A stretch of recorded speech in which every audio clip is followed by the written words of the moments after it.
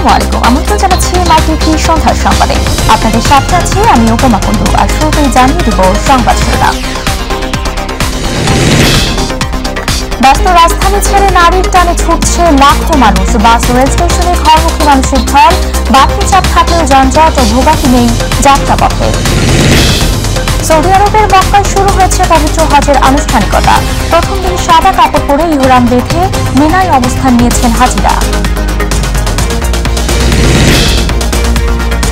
দুদিন আগেই জমে উঠেছে রাজধানীর পশুর বাজার। কঠোর নজরদারি আইন শৃঙ্খলা বাহিনীর ব্যস্ত সময় পার করছেন কালিয়াকৈরের কামারেরাও। ঈদুল আজহাকে সামনে রেখে এবারও নিয়ন্ত্রণহীন মশলার বাজার। নানান অজুহাতে ইচ্ছে মতো দাম বাড়িয়েছে অসাধু ব্যবসায়ী সিন্ডিকেট। এবং বিএনপি আবারও বাস্তব একটি বিরোধী দল বললেন ওবায়দুল কাদের। সরকারকে গণবিরোধী আখ্যা দিয়ে আন্দোলনের ডাক বিএনপি নেতাদের।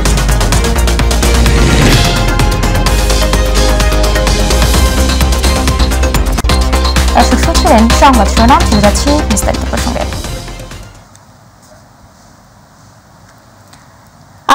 দুদিন পরেই ঈদুল আজহা, তাই তো প্রিয়জনের সঙ্গে ঈদের আনন্দ ভাগাভাগি করতে আপন নিরে ছুটেছেন রাজধানীর কর্মব্যস্ত লাখো মানুষ। ঈদযাত্রায় নৌ, সড়ক, রেল সহ আকাশপথে রীতিমতো ঘরমুখ মানুষের ঢল নেমেছে। আর ঘরমুখ এসব মানুষের কলরবে মুখরিত বাস ও লঞ্চ টার্মিনাল এবং কমলাপুর রেল স্টেশন। পথে খানিকটা ভোগান্তি থাকলেও হাসি মুখে তা মেনে নিয়ে যার যার গন্তব্যে ছুটছেন মানুষ।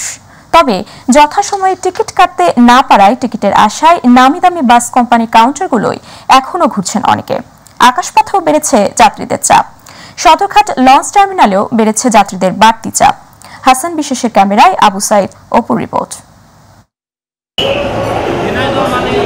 শত কর্মব্যস্ততার পর এবার শুক্র শনিবার মিলিয়ে টানা 5 দিনের ছুটিতে পরিবার পরিজনের সাথে ঈদ আনন্দ উপভোগ করতে রাজধানী ছাড়ছেন লাখো মানুষ। আর ইটপাথরের নগরীর ব্যস্ততা ছেড়ে প্রিয় মানুষগুলোর সাথে ঈদের আনন্দ আর শৈশব কৈশোরের স্মৃতি মাখানো ধুলি মাটিতে খানিকটা অবসর, এ যেন ব্যস্ততম জীবনের অন্যতম এক পাওয়া। সরকারি বেসরকারি প্রতিষ্ঠানে কর্মরত মানুষ ছুটি নিয়ে ফিরছেন পরিবার পরিজনের সাথে ঈদের উৎসাহ উদ্দীপনাকে ভাগাভাগি করে নিতে। ঘরমুখ মানুষের ভিড় লঞ্চ ট্রেন টার্মিনালে থাকলেও খানিকটা চাপ গাবতলী বাস টার্মিনালে। পরিবারের সাথে ঈদ কাটানোর জন্য, বাবা মার সাথে ঈদ করব, আনন্দ করব। তবে প্রশাসনিক কঠোর নজরদারির মধ্যেও ঈদে ঘরে ফেরা মানুষজনের কাছ থেকে বাড়তি ভাড়া নেওয়ার অভিযোগ আসছে অহরহ। যেখানে 600 টাকা 500 টাকা দিয়েছেন সেখানে 1200 টাকা টিকিট নিচ্ছে। এখন ঈদ উপলক্ষে ভাড়া নেওয়া হচ্ছে 1000 টাকা, এটা প্রায় ডাবলেরও বেশি। প্রত্যেকটা পরিবহনের একই অবস্থা। আর এদিকে রেলের টিকিট কালোবাজারি চক্রের বেশ কয়েকজনকে গ্রেপ্তার করেছে র্যাব 3। পরিবার পরিজনের সাথে ঈদ আনন্দ উপভোগ করতে এভাবেই বাড়ির পানে ছুটছে মানুষ। তবে সকলের প্রত্যাশা একটাই, যেভাবে নিরাপদে তারা বাড়িতে যাচ্ছেন সেভাবে পরিবার পরিজনের সাথে ঈদ আনন্দ উপভোগ শেষে আবার যেন সেই নিরাপদেই ফিরতে পারেন কর্মব্যস্ততার নগরী এই রাজধানীতে, এমনটাই প্রত্যাশা এসব ঘরমুখ মানুষের। গাবতলী বাস টার্মিনাল থেকে আবু সাইদ অপু, মাইটিভি, ঢাকা। পশুর গাড়ি থামিয়ে চাঁদা দাবি কিংবা গন্তব্যের আগে গাড়ি থেকে পশু নামানোর চেষ্টা করলে কঠোর ব্যবস্থা গ্রহণ করা হবে বলে হুঁশিয়ারি দিয়েছেন পুলিশের মহাপরিদর্শক চৌধুরী আব্দুল্লাহ আল মামুন।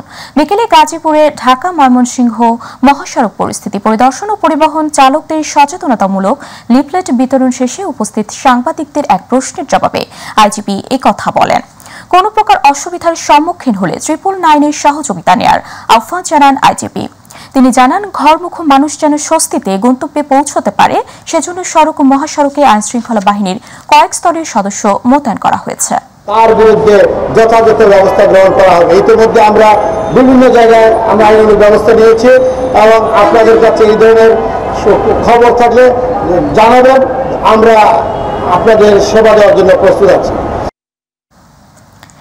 ঈদের ছুটিতে বাড়ি ফিরছে ঘরমুখ মানুষ। ঈদযাত্রায় গাড়ির চাপ বেড়েছে দক্ষিণাঞ্চলের প্রবেশদ্বার পদ্মা সেতুতে। সেতুর টোল প্লাজায় 7টি বুথের মাধ্যমে টোল আদায় করা হচ্ছে। তারপরও আটকানো যাচ্ছে না গাড়ির চাপ। বিশেষ করে মোটরসাইকেলের লেনে দীর্ঘ সারি দেখা গেছে। শুক্রবার ভোর থেকেই পদ্মা সেতু এলাকায় অন্যান্য যানবাহনের পাশাপাশি মোটরসাইকেলের ঢল নামে। পরে গাড়ির লাইন মুন্সিগঞ্জের লৌহজং উপজেলার মাওয়া টোল প্লাজা থেকে শ্রীনগর উপজেলা পর্যন্ত প্রায় 3 কিলোমিটার ছাড়িয়ে যায়। গত বছরের 20 এপ্রিল থেকে পদ্মা সেতুতে দ্বিতীয় দফায় বাইক চলাচল শুরু হয়। এর আগে 2022 সালের 26 জুন পদ্মা সেতু খুলে দেওয়া হলে বাইক দুর্ঘটনায় 2 যুবকের নিহত হলে বাইক চলাচল নিষিদ্ধ করে কর্তৃপক্ষ।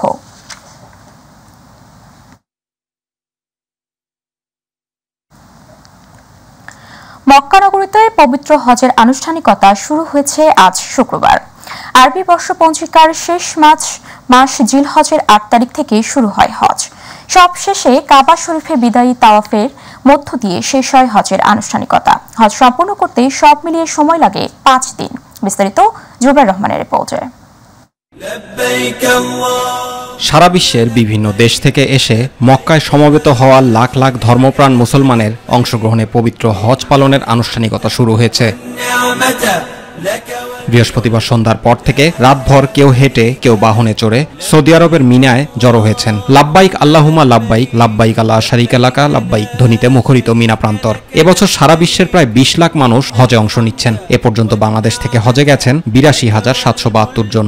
জাতির জন্য এবং আমার আত্মীয় স্বজনের সবার জন্য আমরা মাপ চাওয়ার জন্য এখানে এসেছেন। আল্লাহ আমাদেরকে দোয়া কবুল করে তাদেরকে অবশ্যই মাফ করে দেন। আল্লাহ যেন সবারই হজটা কবুল করে, পবিত্র হয়ে নিষ্পাপ বেগুনা করে দিয়ে আমাদেরকে জান্নাতি মানুষ হিসেবে যেন আল্লাহ আমাদেরকে কবুল করে। মক্কার মসজিদুল হারাম থেকে প্রায় 9 কিলোমিটার দূরে মিনা। হজের অংশ হিসেবে 8ই জিলহজ মিনায় সারা দিন থাকবেন হাজিরা। 9ই জিলহজ আরাফাতের ময়দানে সূর্যাস্ত পর্যন্ত অবস্থান করবেন। সন্ধ্যার পর মুজদালিফার উদ্দেশ্যে রওনা করবেন। সেখানে রাত যাপন ও পাথর সংগ্রহ করবেন। 10ই জিলহজ ফজরের নামাজ আদায় করে মুজদালিফা থেকে আবার মিনায় ফিরে আসবেন।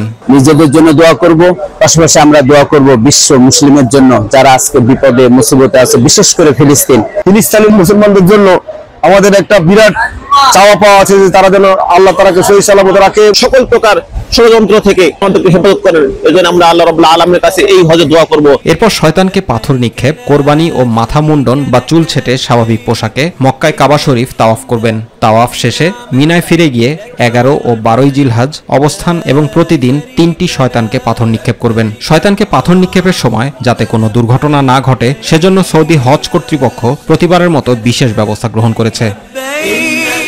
নিজ বাড়িতে বা দেশে ফিরে যাওয়ার আগে বেশিরভাগ হাজি যান মদিনায়, যেখানে শায়িত আছেন শ্রেষ্ঠ নবী হযরত মুহাম্মদ সাল্লাল্লাহু আলাইহি ওয়াসাল্লাম। মদিনায় হাজিরা নবীজির রওজা পরিদর্শন করেন। জুবাইর রহমান, মাই টিভি নিউজ। দর্শক, এবারে কোরবানির হাটের পশুর খবর।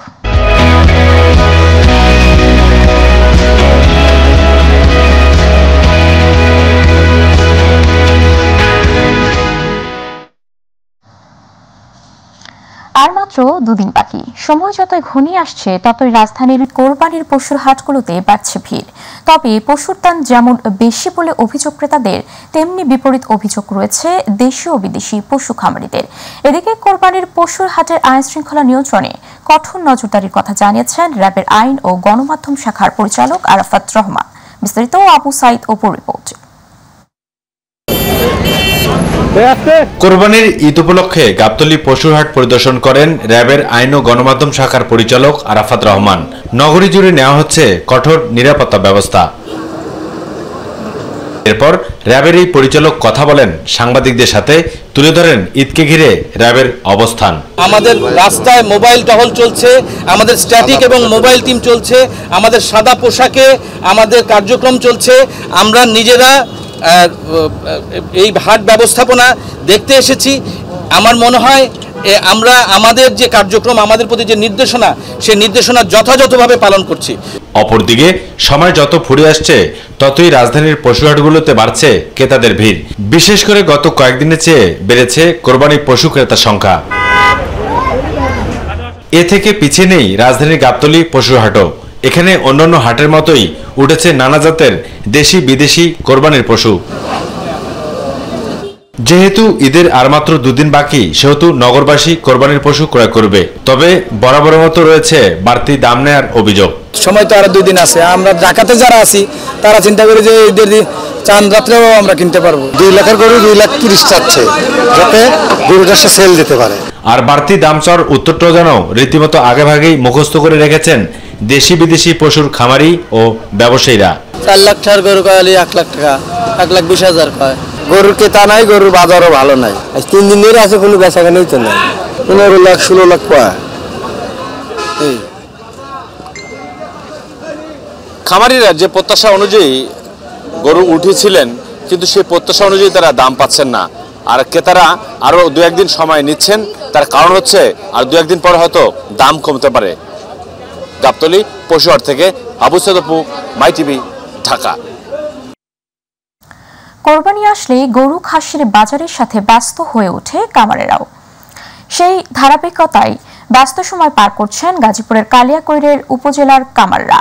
তৈরি করছেন ছুরি, চাপাতি, দা, বটি। কয়লা ও লোহার দাম বেড়ে যাওয়া এসব পণ্যের উৎপাদন খরচও বাড়ছে। এতে চাপ পড়ছে ক্রেতা সাধারণের ওপরও। প্রতিনিধি AKM শিশিরের রিপোর্ট জানাচ্ছেন শামস তাবরেজ উচ্ছ্বাস। কয়লার চুলায় দগদগে আগুনে গরম লোহার পিটাপিটিতে টুংটাং শব্দে মুখর হয়ে উঠেছে গাজীপুরের কালিয়াকৈর উপজেলার কামারপাড়াগুলো। কুরবানির পশু কাটাকুটিতে চায় ধারালো অস্ত্র, দা, বটি, চাপাতি ও ছুরি। এজন্য ব্যস্ততা বেড়েছে তাদের। বছরের অন্যান্য সময়ের চেয়ে ঈদুল আজহার আগেই বেশি ব্যস্ত থাকেন কামাররা। তবে কামারদের অভিযোগ, ঈদুল আজহা উপলক্ষে বেড়েছে কয়লা, লোহার পাশাপাশি শ্রমিকদের দামও, ফলে বাড়ছে উৎপাদন খরচও। কুরবানি ঈদ উপলক্ষে কাজের চাপটা বেড়ে যায়, অর্ডার বেড়ে যায়। ঈদের মধ্যে বাড়ে, যেমন ইচ্ছার একবারে থাকেই না। সরকারের কাছে দাবি করি আমাকে যেন সহযোগিতা করে। কুরবানির ঈদ আসলেই দা, চাপাতি ও ছুরির দাম বেড়ে যায়, অভিযোগ ক্রেতাদের। ঈদ এসে তো পুরানগুলা কাজ করাইতে এসেছি আর নতুন করে আবার বানাইতে এসেছি, ছুরি ধার দিতে আসছি। গরু কাটার জন্য পুরান দাও পরে যেগুলো ছিল ওগুলা দিয়ে নতুন করে আবার বানাতে আসছে। আমি ঈদুল উপলক্ষে দাম একটু বেশি চাচ্ছে। সকল প্রান্তিক পেশাজীবী অধিকার সুরক্ষায় পাশে থাকার আশ্বাস দিলেন স্থানীয় প্রশাসন।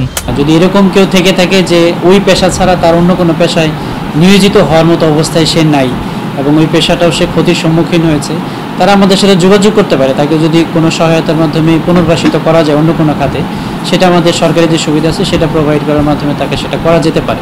তো এরকম কেউ আসে, ইনশাল্লাহ তাকে আমরা তদন্ত করে দেখে তাকে পুনর্বাসনের ব্যবস্থা করবো ইনশাল্লাহ। কুরবানির ঈদ সার্থক ও সুন্দর করতে সমাজের অপরিহার্য পেশাজীবী কামারদের কর্মপরিবেশ টিকিয়ে রাখা জরুরি বলে মনে করছেন সচেতন মহল। শামস তাবরেজ উচ্ছ্বাস, মাই টিভি নিউজ ডেস্ক। প্রতি বছরের মতো এবারও কুরবানির ঈদকে ঘিরে অস্থির রাজধানীর মশলার বাজার। সরবরাহে ঘাটতি না থাকলেও প্রায় সব ধরনের মশলার দামই বেড়েছে লাফিয়ে লাফিয়ে। বাজারে গত 1 মাসে গরম মশলার দাম বেড়েছে প্রায় 70%। সিন্ডিকেট সহ নানা কারণে মশলার দাম এখন নাগালের বাইরে বাজারে, এমন অভিযোগ করেন ক্রেতারা। আর মশলা ব্যবসায়ীরা বলছেন সরবরাহ না থাকায় চড়া মশলার দাম। বিস্তারিত আমেনা হিরার রিপোর্টে। ঈদুল আজহা বা কোরবানি ঈদের বাকি আর মাত্র 2 দিন। ঈদ সামনে রেখে তাই প্রয়োজনীয় বাজার সারছেন ভোক্তারা। তবে বাজারে পণ্যের দাম ক্রেতাদের দিচ্ছে চরম অস্বস্তি। ঈদুল আজহায় রান্নার অন্যতম উপাদান মশলার চাহিদা বেড়ে যায় বহুগুণ। গত 1 মাসে ঈদকে কেন্দ্র করে প্রতিটি মশলাই সাধারণ ক্রেতাদের নাগালের বাইরে। বাজারে এখন এলাচ বিক্রি হচ্ছে 4 থেকে 5,000 টাকা দরে। গোলমরিচ, লবঙ্গ, জয়ফল, জয়ত্রী সহ প্রায় সব মশলার দাম বেড়েছে কেজিতে 400 থেকে 500 টাকা। একই সাথে আদা রসুনের দামও আকাশচুম্বী। চায়না রসুন যেটা আপনার 240 থেকে 260 টাকা, আর দেশি রসুন আপনার 200 থেকে 240 টাকা ধরে বিক্রি হচ্ছে। চায়না আদা বিক্রি হচ্ছে 260 থেকে 300 টাকা ধরে, আর দেশি আদা যেটা ওটা বিক্রি হচ্ছে আপনার 350 থেকে 400 টাকা কেজি ধরে। গোলমরিচ, এলাচি, তারপরে কাজু বাদাম, এগুলি সব বেশি চরম দাম, অসম্ভব দাম। গরিব মানুষরা কিনে খেতে পারবে না। গত বছরের তুলনায় এবার 3 ডবলে বেশি, যেমন এলাচি 5,000 টাকা কেজি। ব্যবসায়ীদের দাবি সরবরাহ না থাকায় বেড়েছে মশলার দাম। অন্যান্য সময়ের তুলনায় মশলা বাজারের দামটা বাড়তি, এলাচির দাম আর অন্যান্য যা আছে মশলা ওগুলো আগের দামই আছে। গত বছর ছিল আপনার 2,800-3,000 টাকা, এবার গত বছরের তুলনায় একটু এলাচির দাম একটু বেশি, একটু গোলমরিচের দামও একটু বাড়তি আর কি। ঈদকে পুঁজি করে অসাধু ব্যবসায়ীরা সিন্ডিকেট করে বাড়িয়েছে মশলার দাম। বাজারে এমন অভিযোগ করেন ক্রেতারা। যারা এখানে রিটেলিং করছে তাদের চেয়ে ইম্পর্টেন্ট হলো যারা ইনপুট করছে, যারা হোলসেল করছে, ওই জায়গাটাই আমার মনে হয় মার্জিনটা বেশি। দ্যাটস ওয়াই এই প্রাইসটা এখানে অলমোস্ট ডাবল। সো এটা কোনোভাবে হওয়া উচিত না। সরকারকে বাজারে যথাযথ মনিটরিং বাড়িয়ে সিন্ডিকেটের বিরুদ্ধে সোচ্চার হতে হবে বলেও বলেন ভোক্তারা। আমেনা হিরা, মাই টিভি, ঢাকা। দর্শক, এবারে অন্যান্য প্রসঙ্গ। আসন্ন ঈদুল আজহাকে কেন্দ্র করে সড়কে চাপ থাকলেও যানজট নেই বলে জানিয়েছেন আওয়ামী লীগের সাধারণ সম্পাদক সড়ক পরিবহন ও সেতুমন্ত্রী ওবায়দুল কাদের। ধানমন্ডিতে আওয়ামী লীগ সভাপতির রাজনৈতিক কার্যালয়ে আয়োজিত ব্রিফিংয়ে তিনি এই কথা বলেন। যত্রতত্র পশুর হাট বসিয়ে জনদুর্ভোগ তৈরি না করার আহ্বান জানান ওবায়দুল কাদের। এ সময় বিএনপির আপাতমস্তক একটি দুর্নীতিগ্রস্ত দল উল্লেখ করে তারেক রহমানকে ভালো না সাজাতে মির্জা ফখরুল ইসলামের প্রতি আহ্বান জানান ওবায়দুল কাদের। আরো জানাচ্ছেন রাকিব হাসান। দুপুরে ধানমন্ডিস্থ আওয়ামী লীগ সভাপতির রাজনৈতিক কার্যালয়ে সমসাময়িক বিষয় নিয়ে কথা বলেন আওয়ামী লীগের সাধারণ সম্পাদক সড়ক পরিবহন ও সেতুমন্ত্রী ওবায়দুল কাদের। তিনি জানান, বিগত বছরের মতো এবারও সড়কে যানজট নেই। এখন অবশ্য চাপ আছে, কিন্তু যানজট যাকে বলে সেটা এখনো নেই। সড়কে চাপ থাকবে, তবে রাস্তার জন্য কোথাও যানজট হবে এমন বিষয় নেই। বাংলাদেশে সর্বকালের সবচেয়ে ভালো সড়ক এখন শেখ হাসিনার সরকারের আমলে হয়েছে। মূল্যস্ফীতি নিয়ে সরকারের উদ্বেগ রয়েছে জানিয়ে তিনি বলেন, দুর্নীতিবাজরাই এখন দুর্নীতির বিরুদ্ধে কথা বলছেন। এখন দুর্নীতিবাজরা দুর্নীতির বিরুদ্ধে কথা বলছে। বিএনপি টপ টু বটম একটা দুর্নীতিবাজ দল। এই দলের নেতা টপ টু বটম দুর্নীতির বরপুত্র, ভারপ্রাপ্ত চেয়ারম্যান। তাকে ভালো মানুষ সাজানোর জন্য ফখরুল একটা বিবৃতি দিয়ে বসলেন। ফখরুল সাহেব তার ধমকে অনেক কিছুই করেন।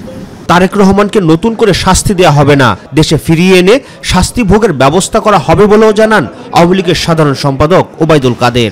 তাকে এখানে এনে শাস্তি ভোগ করাতে হবে, সেটাই আমাদের মাননীয় প্রধানমন্ত্রী বলেছেন। শাস্তি দেওয়ার তো বিষয় না, এফবিআই সাক্ষ্য দিয়ে গেছে। রাকিব হাসান, মাই টিভি, ঢাকা। ক্ষমতাসীনদের গণবিরোধী আখ্যা দিয়ে এই সরকার ক্ষমতা থেকে সরাতে গণ আন্দোলনের বিকল্প নেই বলে মন্তব্য করেছেন বিএনপির ভাইস চেয়ারম্যান শামসুজ্জামান দুদু। জাতীয় প্রেস ক্লাবের সামনে এক কর্মসূচিতে তিনি এই মন্তব্য করেন। এদিকে আওয়ামী লীগ এখন রাজনৈতিক চরিত্র হারিয়ে প্রশাসন নির্ভর দল হয়ে গেছে বলে মন্তব্য করেছেন বিএনপির উপদেষ্টা কাউন্সিলর সদস্য আব্দুস সালাম। বাংলাদেশ ব্যাংকের ভোল্টের টাকা ভোল্টের সোনা চুরি হয়ে যায়। কয়েকদিন আগে মতিঝিলে প্রকাশ্যে অস্ত্র নিয়ে একজন আরেকজনকে দৌড়িয়ে বেরিয়েছে, গুলি করেছে, তাদেরকে ধরতে পারেন না। আর বিএনপি নেতা কর্মীদের ধরার জন্য ব্যস্ত থাকেন, কোনো লাভ হবে না। যে পতন হবে সেই পতন হবে অত্যন্ত হৃদয় বিদারক। আপনারা নিজেরাও জানেন না যে এই দেশ থেকে যদি একবার পতন হয়, বিশ্বের আর কোনো জায়গায় আপনাদের আশ্রয় নেওয়ার মতো কোনো জায়গা থাকবে না। রাজধানীতে কিউলেক্স সহ নানা প্রজাতির মশার কামড়ে অতিষ্ঠ জনজীবন। বিমানবন্দর থেকে শুরু করে রেল স্টেশন, লঞ্চঘাট, বিপণী বিতান, বাস টার্মিনাল এবং বাসাবাড়িতে মশার দৌরাত্ম্য বেড়েই চলেছে। ঘনবসতি এলাকায়ও কমছে না মশার দাপট। মশা নিয়ন্ত্রণে ঢাকা উত্তর ও দক্ষিণ সিটি কর্পোরেশন দায় থাকলেও বরাবরের মতোই নেই তাদের কোনো কার্যকর পদক্ষেপ। ডেঙ্গু নিয়ন্ত্রণে করণীয় নিয়ে আমিনা হীরার 2 পর্বের ধারাবাহিক প্রতিবেদনের আজ দেখুন প্রথম পর্ব। রাজধানীতে কিউলেক্স সহ নানা প্রজাতির মশার উৎপাত এতটাই বেড়েছে যে ঘরে কিংবা বাইরে কোথাও স্বস্তিতে নেই মানুষ। শুধু রাতে নয়, দিনেও মশার কামড়ে বেশ আতঙ্কিত ও অস্বস্তিতে নগরবাসী। রাজধানীর মশা নিয়ে সাম্প্রতিক এক গবেষণায় দেখা গেছে, মাত্র 3 মাসের ব্যবধানে শুধু ঢাকাতেই মশা বেড়েছে দ্বিগুণ। ঢাকা দক্ষিণ সিটি কর্পোরেশনের 10টি অঞ্চলে 75টি ওয়ার্ড। মশা নিধনে 150 জন মশক সুপারভাইজার সহ 1050 জনবল কাজ করছে। ঢাকা উত্তর সিটি কর্পোরেশনের 10টি অঞ্চলের 54টি ওয়ার্ডে 75 জন মশক সুপারভাইজার সহ প্রায় 600 জনবল থাকলেও মশার প্রাদুর্ভাব কমাতে হিমশিম খেতে হয় 2 সিটি কর্পোরেশনকেই। বছরে মশা মারার পেছনে ব্যয় হচ্ছে শত শত কোটি টাকা, তারপরও কেন কমছে না মশা? ঢাকার 2 সিটি কর্পোরেশনে চলতি অর্থ বছরে মশা মারার বাজেট 153 কোটি টাকা। তবে সিটি কর্পোরেশন ও স্থানীয় সরকারের গাফলতির ফলে সঠিক উপায়ে ব্যয় হয় না মশা মারার অর্থ। বিভিন্ন এলাকায় মশার ওষুধ ছেটানোর কথা থাকলেও কার্যত তা হয় না। নিয়ম করে ছেটানো হয় না মশার ওষুধ, আর মাঝে মধ্যে ফগার মেশিন ব্যবহার করলেও তাতে কি মেশানো থাকে তা জানে না কেউ। গেল বছর নকল মশার ওষুধ ছেটানো নিয়ে জনমনে যে আতঙ্ক তা এখনো কমেনি। তাই এবার ডেঙ্গুর প্রাদুর্ভাব কমাতে আমদানিকৃত বিটিআই কতটা স্বচ্ছ ও ভেজালমুক্ত হবে আর তা কিভাবে মনিটরিং করা হবে, এমন প্রশ্নের জবাব দেন ঢাকা উত্তর সিটি কর্পোরেশন মেয়র আতিকুল ইসলাম। আমরা বিটিআই যেটি নিয়ে অনেক ধরনের সমস্যা হয়েছিল, সেই বিটিআইটাও আমরা ডিরেক্টলি পারচেজ করে আমরা আনার চেষ্টা করছি এবং আমরা আশা করি যে জুনের শেষেই আমাদের বিটিআইটা চলে আসবে। সুতরাং আমরা আমাদের এই বিভিন্ন ধরনের অ্যাওয়ারনেস ক্যাম্পিং, কাউন্সিলের লেভেলে অ্যাওয়ারনেস ক্যাম্পিং, জোনাল লেভেলে অ্যাওয়ারনেস ক্যাম্পিং আমার মেয়র দপ্তর থেকে আমরা বসে নিই। আমরা এই ধরনের অ্যাওয়ারনেস আমাদের চলবেই। ডেঙ্গুর প্রাদুর্ভাব কমাতে সিটি কর্পোরেশন নয়, প্রত্যেককেই সচেতন ও উদ্যোগ নিতে হবে বলেও বলেন ঢাকা উত্তর সিটি কর্পোরেশন মেয়র। কোরবানি ঈদ আসছে, এখন কিন্তু সবাই ছুটিতে চলে যাবে। আমি সবাইকে অনুরোধ করব, সবার বাসার যেসব জায়গাতে পাত্রে পানি জমতে পারে এগুলোকে যেন অবশ্যই আমরা উল্টিয়ে তারপরে যাই, কমরটা যেন ঢেকে যায়। আমিনা হীরা, মাই টিভি, ঢাকা। যাবো ইনশাআল্লাহ। মিয়ানমারের সংঘাতের জেরে টেকনাফ সেন্ট মার্টিন নৌরুটের নাগ নদীর নাইখং দিয়া পয়েন্টে বাংলাদেশি ট্রলারকে লক্ষ্য করে মিয়ানমারের ওদিক থেকে কয়েক দফা গুলি ছোড়া হয়। এই ঘটনায় গত 1 সপ্তাহ ধরে ট্রলার চলাচল বন্ধ হয়ে যাওয়ায় দ্বীপটিতে খাদ্য সংকট দেখা দেয়। এই অবস্থায় আজ থেকে কক্সবাজার থেকে বিকল্প পথে জাহাজ চলাচল শুরু করা হয়েছে। নানা ধরনের ভোগ্য ও নিত্য প্রয়োজনীয় পণ্য নিয়ে সেন্ট মার্টিনের উদ্দেশ্যে যাত্রা করেছে বার আউলিয়া নামে একটি জাহাজ। দুপুরে কক্সবাজার শহরের নুনিয়ার ছড়া বিআইডব্লিউটিএ ঘাট থেকে জাহাজটি যাত্রা করে। জাহাজটিতে করে কিছু সংখ্যক যাত্রীও গেছেন। এর আগে বৃহস্পতিবার বিজিবি ও কোস্টগার্ডের নিরাপত্তায় সেন্ট মার্টিন থেকে 3টি ট্রলারে করে 2 শতাধিক মানুষ টেকনাফকে পৌঁছান।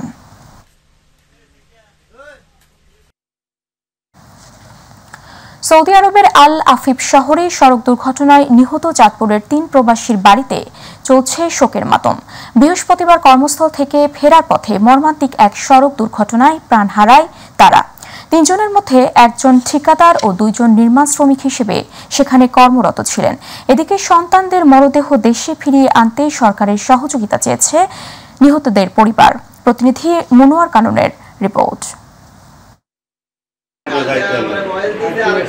চাঁদপুরের হাইমচর উপজেলার 2 নং আলগি দুর্গাপুর ইউনিয়নের 4 নং ওয়ার্ডের কমলাপুর গ্রামের মোহাম্মদ মোস্তফা গাজী রিফাত 4.5 বছর ধরে সৌদি আরবে কাজ করতেন তিনি। কিছুদিন আগে হওয়া একমাত্র বোনের বিয়ের পর দেশে আসার কথা ছিল রিফাতের, কিন্তু ফিরল রিফাতের মরদেহ। আদরের সন্তানের মৃত্যু কি করে সইবে পিতা? ঈদে আমু বাবা, ঈদের হরে আমু বাবা। আমার বাবা আমার খালি ঈদই কইছে। আমার বাবা আমার লগে আইসা উইটা কথা কইতো, আমি রাগ কথা কইল, আমার বাবা আইসা উইটা কথা কইতো। একই উপজেলার দক্ষিণ আলগি ইউনিয়নের বাসিন্দা সাব্বির 3 বছর সৌদি আরবে থাকলেও সবসময়ই ছিল চাকরির অনিশ্চয়তা। এবার ঈদে কুরবানির জন্য টাকা পাঠাবেন বলেছিলেন সাব্বির। কুরবানির টাকা না পাঠালেও এসেছে ছেলের মৃত্যুর সংবাদ। কোন অর্থবিত্ত আমি চাই না, আমি চাই শুধু যেন আমার ছেলের ডেড বডিটা আমার কাছে আয়া পৌঁছে। আমি এতটুকুই চাই যে আমার ছেলেটা আমার নিজের হাতে আমি নিজে দাফন করতে পারি। ফরিদগঞ্জ উপজেলার চরদুখিয়া ইউনিয়নের পশ্চিম 20 কাঠালী এলাকার জামাল চৌকিদারের ছেলে সবুজ 1.5 যুগ প্রবাসে।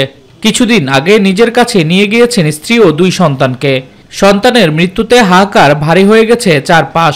দুনিয়াতে গেলে বিকাল 4টা বাজে আমার কাছে নিউজ আসছিল দুনিয়া থেকে অ্যাক্সিডেন্টে চলে গেছে। নিহত 3 যুবকের মরদেহ দেশে ফিরিয়ে আনতে সরকারের সহযোগিতা চান নিহতের পরিবার ও এলাকাবাসী। শামস তাবরিজ উচ্ছ্বাস, মাই টিভি নিউজ ডেস্ক। দর্শক সাথে থাকার জন্য ধন্যবাদ। আমাদের পরবর্তী সংবাদ দেখলে আমাদের জানিয়ে বিদায় নিচ্ছি আমি উপমা। আল্লাহ হাফেজ।